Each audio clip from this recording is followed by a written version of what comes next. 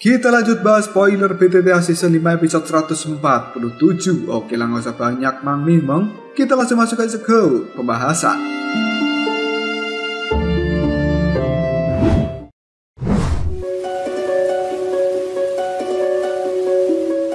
Sebuah area yang cukup luas terletak di depan terowongan spasial yang panjang. Ruang yang ada di sekitarnya pun menjadi cukup terdistorsi. Jelas ini merupakan titik istirahat spasial yang dibuat oleh para ahli dari Menara Pil. Pada saat ini, sudah cukup banyak manusia yang duduk di tanah kosong dan mereka semuanya memiliki aura yang cukup kuat.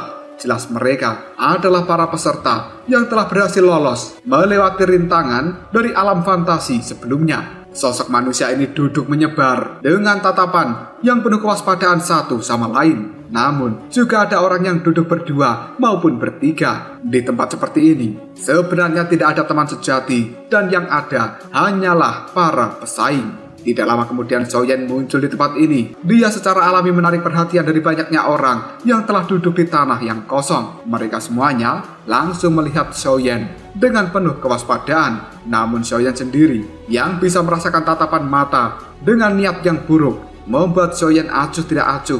Dirinya hanya melihat tempat sekeliling yang kemudian menemukan sosok dari Chao Ying dan juga Song Qing yang duduk berduaan. Chao Ying dan juga Song Qing, keduanya saat ini juga telah melihat pada Xiaoyan. Chao Ying pun segera memberikan senyuman, sementara Song Qing, raut wajahnya telah berubah menjadi cukup jelek. Sementara Xiaoyan hanya memberikan senyuman kepada mereka berdua dan dia tidak berniat bergabung dengan Chao Ying. Xiaoyan mencari tempat yang kosong dan memilih duduk sendirian. Ketika melihat apa yang dilakukan oleh Xiaoyan, Song Qing hanya bisa menarik nafas dengan lega, sementara Chao Ying tanpa sadar mengangkat alisnya. Selama ini, berulang kali Xiaoyan tidak memberikan wajah apapun terhadap dirinya, yang membuat Chao Ying sudah tidak sabaran dan merasa marah di dalam hatinya. Baiklah Xiaoyan, lanjutkan saja aktingmu. Aku ingin tahu bagaimana caranya dirimu bisa melakukan apapun sendirian setelah kau memasuki alam pil. Xiaoyan yang duduk sendirian, tatapan matanya melihat pada sebuah terowongan spasial yang ada di depan sana. Dan sebenarnya hal itu telah dijaga oleh seorang tetua yang duduk di atas cangkang kura-kura raksasa. Dari lencana yang dia gunakan, Xiaoyan mengetahui bahwa sebenarnya orang tua ini merupakan orang yang memiliki posisi cukup tinggi di dalam Menara Pil. Hal itu membuat Xiaoyan berkata dalam hati, benar-benar layak menjadi Menara Pil. Tempat ini sebenarnya ada banyak individu dengan kekuatan luar biasa yang telah bersembunyi. Sementara orang tua yang duduk di atas cangkang kura-kura hanya melirik Xiaoyan dengan acuh tidak acuh. Segera setelah itu, dirinya pun berkata pada semua orang yang telah tiba di tempat ini, sudah waktunya untuk kalian semua memasuki alam pil. Setiap orang yang akan masuk ke dalam sana harus datang padaku dan menerima tugas yang telah tertulis di daftar obat ini. Selain itu, kalian juga akan mendapatkan peta alam pil dan juga batu spasial.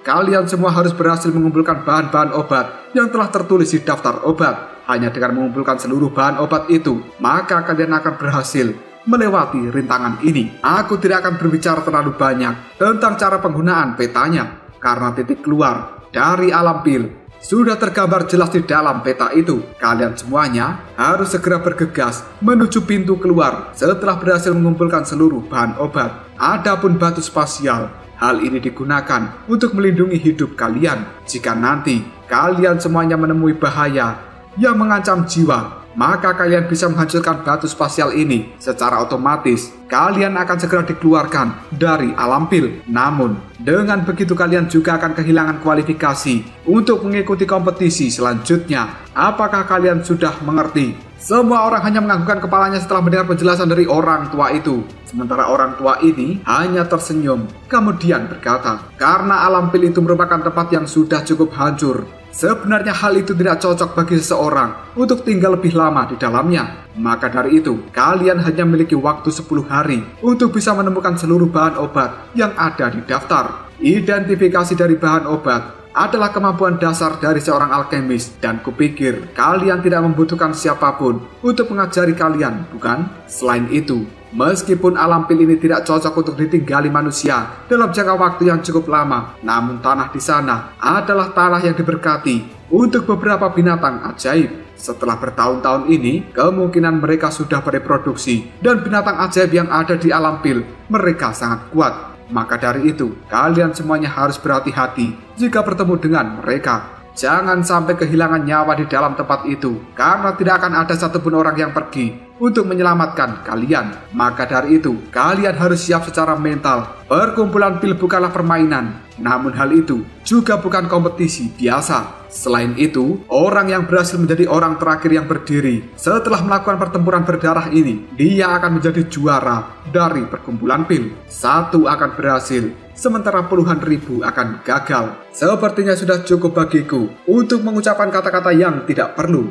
Bagi kalian yang sudah siap secara mental, bisa maju dan mengambil hal-hal yang kalian perlukan. Namun juga masih ada waktu bagi mereka yang ingin mundur. Seorang pria parubaya tiba-tiba saja berdiri. Setelah itu dia berjalan menuju orang tua yang ada di atas cangkang kura-kura. Setelah mendapatkan daftar obat, peta, dan juga batu spasial, pria parubaya ini pun segera memasuki terowongan spasial. Xiaoyan tidak terlalu terburu-buru untuk segera masuk ke dalamnya, dan sebaliknya dia masih terus mengamati suasana yang ada di tempat ini, karena Xiaoyan tahu jika alam pil itu merupakan tempat yang tidak biasa seperti yang dikatakan oleh tetua yang berada di atas cangkang kura-kura. Maka dari itu, Xiaoyan harus memiliki sebuah persiapan yang cukup matang.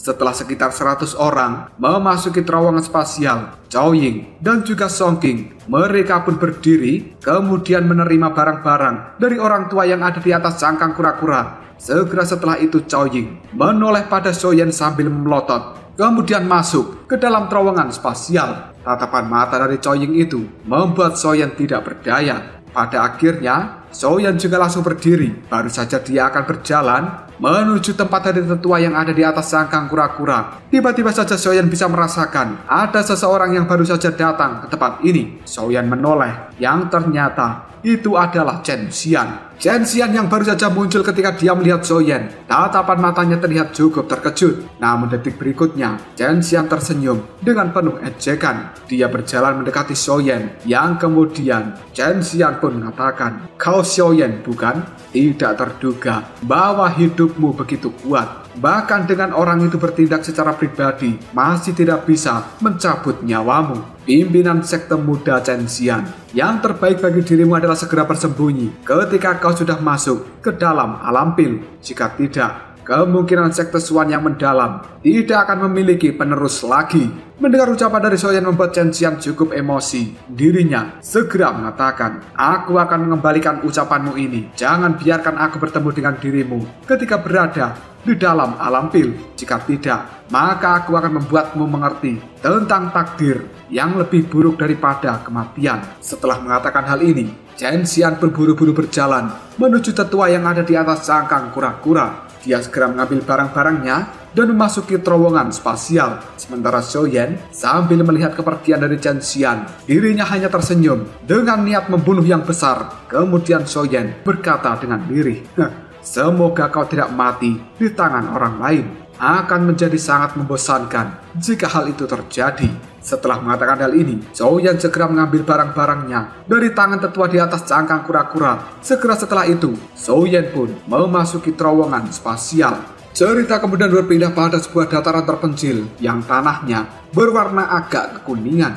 Beberapa binatang ajaib yang kecil kadang-kadang akan berkeliaran di tempat ini, dan tempat ini sendiri sebenarnya cukup sunyi. Hal itu berlanjut selama beberapa waktu sebelum pada akhirnya ruang kosong yang ada di langit tiba-tiba saja bergetar. Sosok dari Xiaoyan pun segera keluar dari ruang kosong tersebut. Tatapan mata dari Xiaoyan melihat pada seluruh tempat ini yang kemudian membuat Xiaoyan bertanya, apakah sebenarnya ini merupakan alam pil? Memang benar-benar tidak mirip dengan alam ganjar. Tangan dari Xiaoyan segera meraih ruang kosong, yang kemudian dia merasakan sesuatu sambil berkata, tempat ini sebenarnya penuh dengan energi. Namun sepertinya ada sebuah kekerasan yang telah terjadi di dalam energi ini. Mungkinkah hal itu dikarenakan bahwa alam pil sebenarnya sudah rusak? Detik berikutnya Soyan mengepalkan tangan dan daftar obat yang diberikan oleh tetua kini telah muncul. Segera setelah itu Soyan membaca daftar obat yang ada di dalamnya sambil bergidik. Hal ini membuat Soyan segera mengatakan, taktik dari menara pil itu tidak buruk. Sebenarnya mereka telah mengubah seluruh pesaing menjadi pekerja untuk mengumpulkan bahan-bahan obat ini.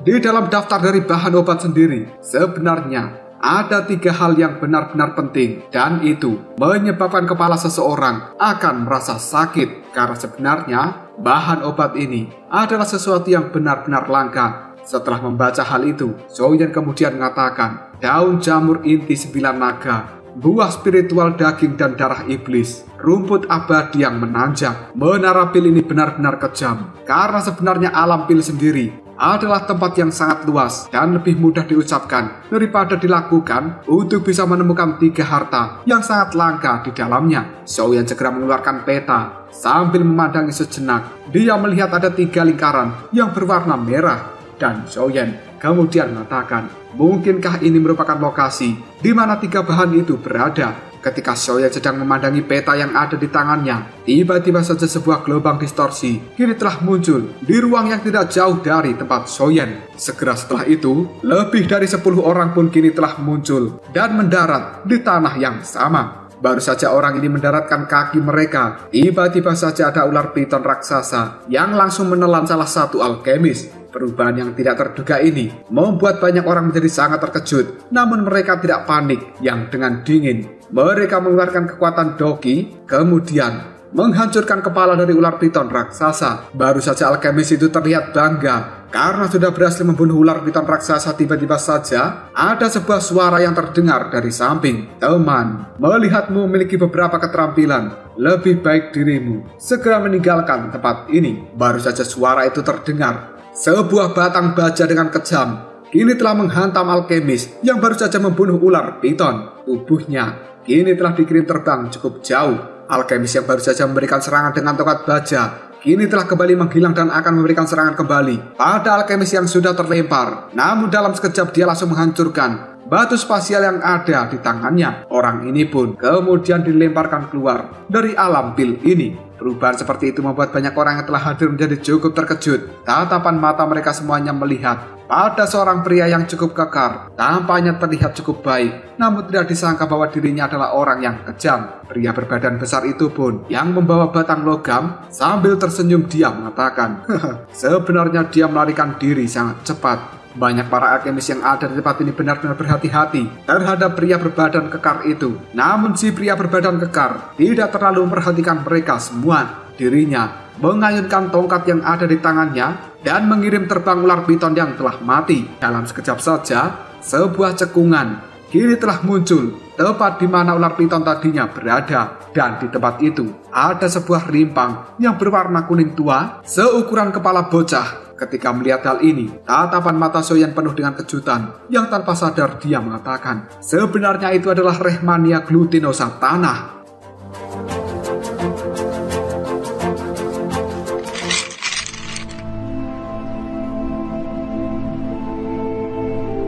Barang yang disebut dengan Rehmania glutinosa tanah ini adalah sejenis ramuan obat yang cukup langka dan hanya terbentuk setelah terkumpulnya kekuatan dari tanah. Jika energi di dalam seseorang mulai melakukan pemberontakan ketika orang itu sedang melakukan pelatihan, maka Rehmania glutinosa tanah ini adalah salah satu bahan obat yang bisa digunakan untuk menekan pemberontakan energi di dalam tubuh seseorang itu. Tatapan mata dari Soyan terus melihat pada lubang dan dia sedikit merenung ketika melihat ukuran dari Rehmania glutinosa tanah. Karena Soyan tahu bahwa Rehmania glutinosa tanah itu bahkan yang berusia 100 tahun lebih, ukurannya hanya sekepalan tangan manusia. Namun saat ini yang dilihat oleh Soyan seukuran kepala manusia. Jelas benda ini telah berumur ribuan tahun dan jika dibawa ke dunia luar akan sangat menarik perhatian dari banyak orang. Soyen melihat pada pemuda kekar yang kemudian dia berkata, orang itu mungkin memang tampak gegabah, tapi tatapan matanya sangat jeli. Dia bisa menemukan bahwa tempat ini memiliki Rehmania glutinosa tanah. Kemungkinan besar adalah karena dia benar-benar sangat mengenali piton yang berwarna kuning itu.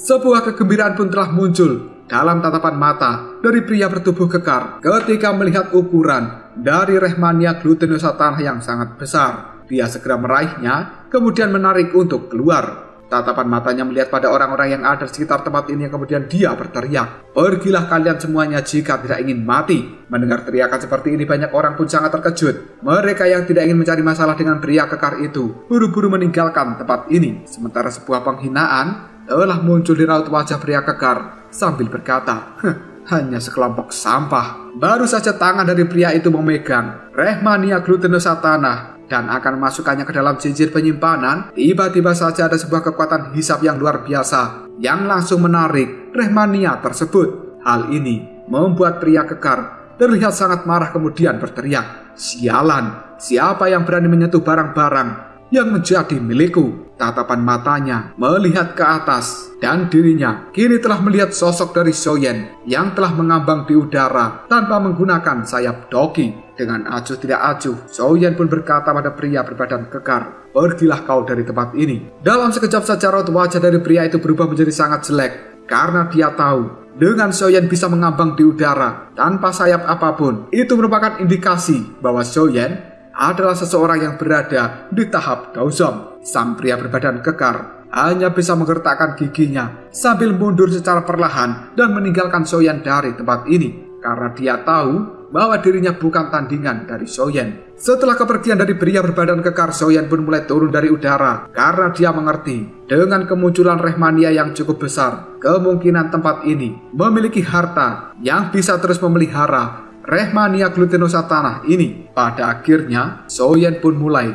melakukan pemeriksaan di tanah dari kemunculan Rehmania glutinosa tanah. Secara kebetulan Soyen pernah membaca dari sebuah buku catatan kuno milik Yalou yang di dalamnya mengatakan bahwa Rehmania glutinosa tanah itu terbentuk dari esensi tanah yang berat dan juga tenang. Namun hal ini juga ada batasan untuk pertumbuhannya. Setiap Rehmania glutinosa tanah tidak akan pernah berkembang setelah 1 abad. Karena hal itu sebenarnya telah kekurangan energi. Namun kenapa Rehmania yang ada di tempat ini ukurannya benar-benar besar? Hal itu pasti ada sebuah barang langka yang terus membuatnya berkembang.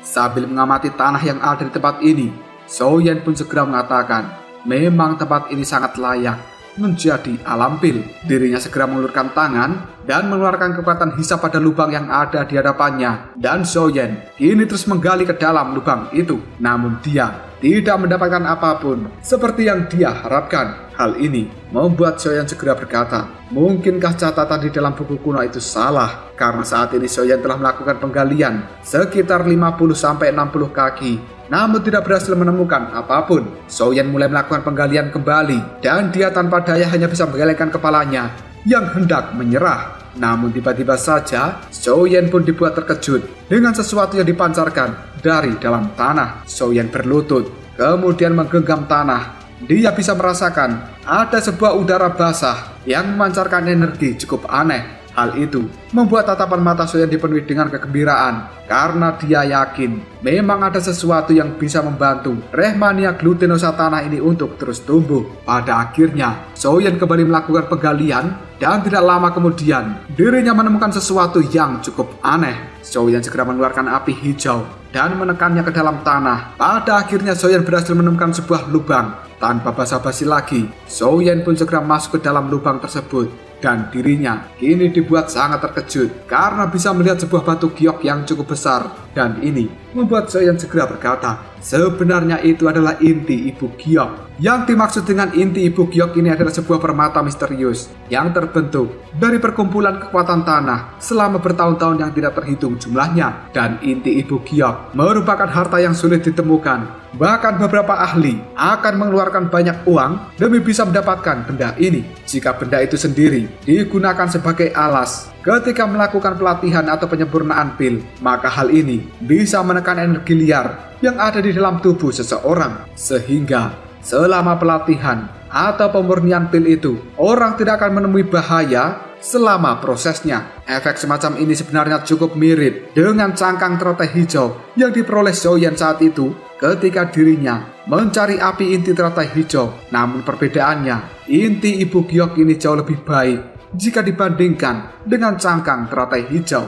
Soyeon tertawa sambil mengatakan, memang tempat ini penuh dengan harta karun. Soyeon pun buru-buru menarik inti Ibu Giok itu untuk keluar dari dalam tanah. Pada akhirnya, Soyeon berhasil mengeluarkan sepenuhnya, dan benda ini tingginya sekitar 5 kaki, serta memiliki lebar 1 tangan. Sambil memandangi inti Ibu Giok, Soyeon pun mengatakan, dengan benda ini aku akan bisa mendapatkan hadiah 2 kali lipat dari setengah usaha ketika melakukan pelatihan di masa depan. Detik berikutnya Soyeon dibuat terkejut karena saat ini dia bisa melihat ada sebuah cairan kental yang ada di telapak tangannya. Hal ini membuat Soyeon segera menyipitkan mata yang kemudian melihat pada bagian dalam dari inti Ibu Giok itu. Soyeon pun kemudian bergumam, sebenarnya bagian dalam dari inti Ibu Giok ini sudah membentuk inti sumsum jiwa. Soyeon kembali mengeluarkan api hijau dan membentuk sebuah pisau yang kemudian secara perlahan memotong permukaan dari inti Ibu Giok. Pada akhirnya raut wajah dari Soyeon kini telah mengungkapkan sebuah kegembiraan karena dirinya benar-benar melihat ada cairan putih sedalam setengah jari di dalam lubang dari batu giok ini. Soyeon pun kemudian berkata, sebenarnya itu memang inti sumsum jiwa.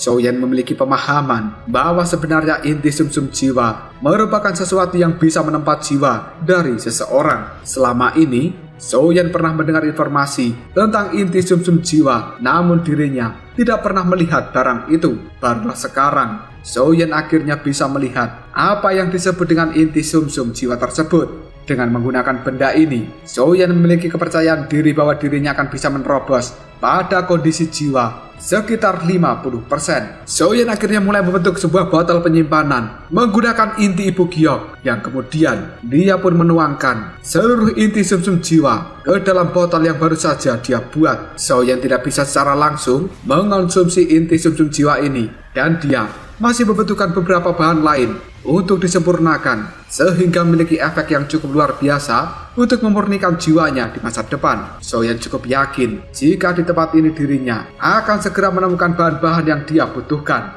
karena tempat ini merupakan tempat harta karun. Hal itu membuat Soyeon cukup senang, yang kemudian mengatakan, perjalananku ini tidak sia-sia. Sebenarnya alam pil memang surganya para alkemis. Soyeon pada akhirnya menyimpan inti sumsum jiwa dan juga inti Ibu Giok ke dalam cincin penyimpanan. Segera setelah itu, Soyeon pun segera keluar dari dalam lubang ini. Setelah tubuhnya mendarat di atas tanah, Soyeon melambaikan tangan dan kembali menutup lubang yang telah dia buat. Akhirnya, Soyeon menepuk tangan dan dirinya berbalik untuk meninggalkan tempat ini. Namun tiba-tiba saja ada sebuah suara terdengar. Saudara muda, siapapun yang melihat harta karun alam yang ada di tempat ini, mereka harus membaginya. Hal ini benar-benar bertentangan dengan aturan jika dirimu menyimpan semuanya sendirian. Tatapan mata Soyeon segera menoleh dan dia melihat seorang tetua berjubah kuning yang secara perlahan keluar dari dalam ruang terdistorsi. Ketika melihat kemunculan dari orang tua itu, Soyeon hanya tersenyum kemudian berkata, apakah sudah cukup bagi dirimu untuk bersembunyi? Aku kira kau akan bersembunyi sampai Anies dan juga Ganjar menjadi presiden.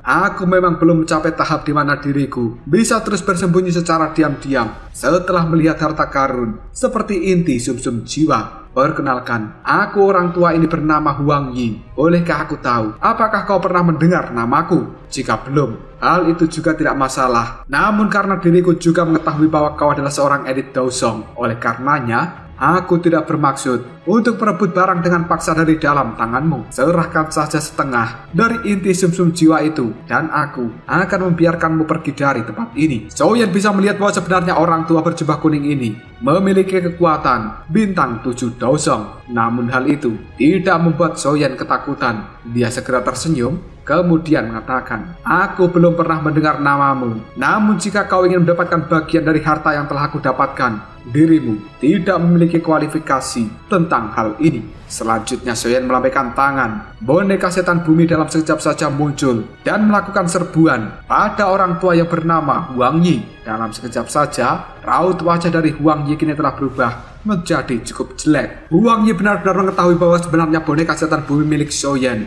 memiliki kekuatan ekstrim yang sangat menakutkan. Tanpa sadar, membuat Huang Yi segera berkata, sebenarnya bocah ini membawa boneka yang sangat kuat. Dirinya buru-buru mengambil langkah untuk mundur ketika melihat bahwa boneka setan bumi akan memberikan tinjuan dengan niat membunuh yang luar biasa. Huang Yi pun kini segera mengeluarkan doki dari dalam tubuhnya, yang kemudian dia berteriak, "Kuali penutup, pengubah langit." Doki itu berubah menjadi kuali merah yang memberikan perlindungan di hadapan Huang Yi.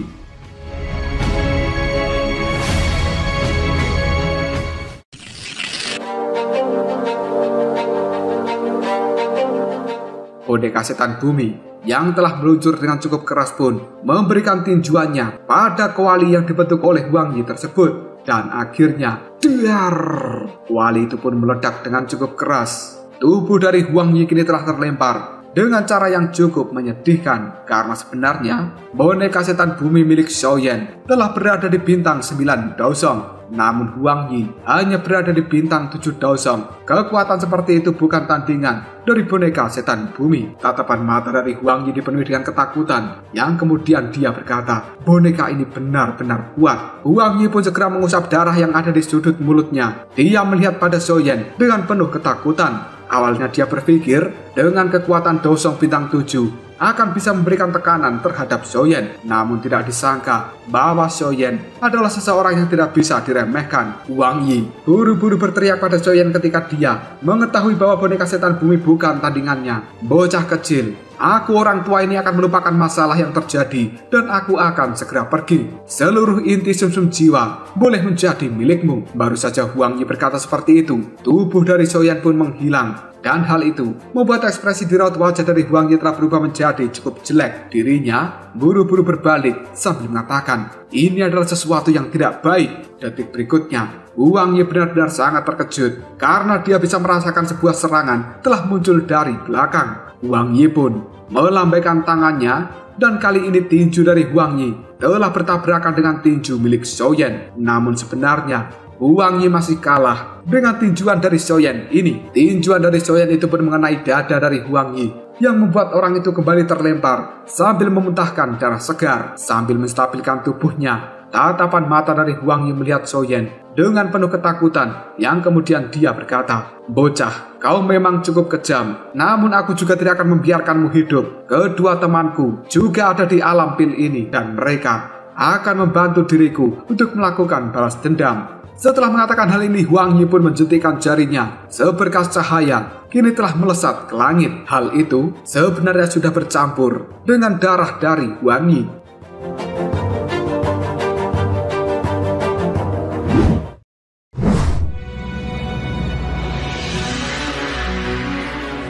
Xiaoyan yang mendapatkan ancaman seperti itu hanya bisa tersenyum tipis, kemudian mengatakan, aku tidak keberatan jika kedua temanmu akan mengantarkan nyawanya sendiri ke tempat ini. Mendengar ucapan dari Xiaoyan membuat Huang Yi cukup marah, yang kemudian dia kembali berkata, bocah, kau hanya seseorang yang tahu bagaimana caranya berkata dengan keras. Jangan pikir kau bisa bertindak arogan hanya karena dirimu memiliki boneka yang cukup kuat.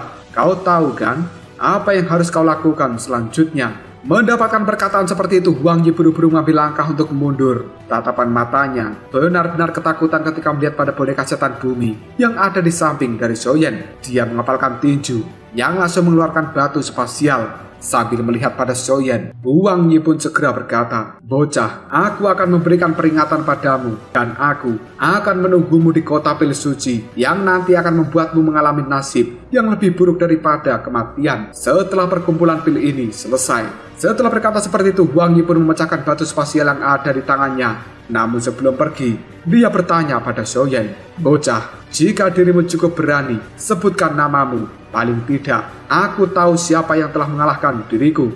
Sambil tersenyum, Xiaoyan pun mengatakan, "Namaku adalah Xiaoyan." Mendengar nama ini dalam sekejap saja, raut wajah dari Huang Yi telah berubah menjadi cukup jelek. Karena itu adalah nama yang sudah dia dengar ketika pertama kali Huang Yi memasuki wilayah pil. Dan secara kebetulan, saat itu dia juga mengetahui bahwa Xiaoyan adalah orang yang telah bertarung dengan lembah sungai es. Di dalam hati, Huang Yi pun segera berkata, "Sialan, kenapa aku harus bertemu dengan bocah yang sangat galak ketika baru saja memasuki tempat ini?" Baru saja Huang Yi berkata seperti itu, ruang yang ada sekitarnya menjadi cukup terdistorsi. Tubuh dari Huang Yi secara perlahan tersedot. Dengan ekspresi penuh penyesalan, orang tua itu pun menghilang dari tempat ini. Sementara Xiaoyan melambaikan tangannya dan menyimpan kembali boneka setan bumi ke dalam cincin penyimpanan. Xiaoyan tidak peduli dengan ancaman dari Huang Yi. Jika kedua temannya benar-benar datang ke tempat ini, Xiaoyan tidak segan-segan akan menghilangkan nyawa mereka. Xiaoyan kali ini segera bergumam pada dirinya sendiri.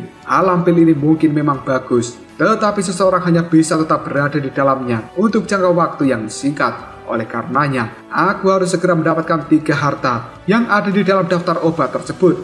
Jika tidak, kemungkinan diriku pada akhirnya hanya bisa menunda masalah dari perkumpulan pil. Dan aku tidak ingin kehilangan lebih banyak untuk bisa mendapatkan harta-harta yang berharga di tempat ini. Setelah mengatakan hal itu, Xiaoyan mulai mempelajari seluruh peta dari alam pil ini. Dan setelah dirasa cukup, Xiaoyan pun berdiri sambil berkata, "Lokasi dari ketiga item itu seharusnya berada di lingkaran merah dari peta ini, dan aku hanya bisa menuju tempat itu untuk melihatnya." Xiaoyan yang tidak ingin membuang-buang waktu, tubuhnya segera melayang dan dia menuju salah satu dari 3 titik yang telah digambarkan dari peta.